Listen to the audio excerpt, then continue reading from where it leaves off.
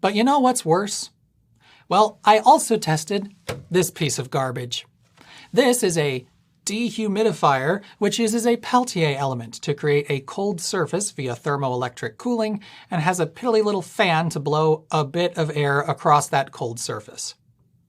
Now, thermoelectric cooling is just not an efficient technology, and I'm pretty confident that the only reason these exist is to have the cheapest search result on insert website for dehumidifier, and they're mostly just exploiting people who don't know any better. Want to know how much water this thing produced in that same incredibly damp testing environment after 2 hours? 22 grams. 22 grams.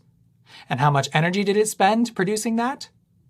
70 watt-hours. Its only saving grace is that it uses just 35 watts of power, but its efficiency still works out to a paltry 0.31 liters per kilowatt-hour.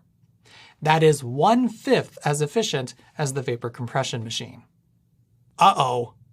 If this piece of junk is 1/5 as efficient as the machine which is 5 times as efficient as this machine, that means these two machines are equally efficient.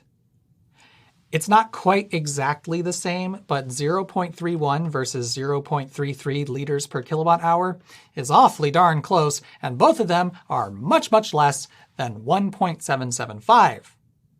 Oh boy. So, are rotary desiccant dehumidifiers just as inefficient as Peltier dehumidifiers?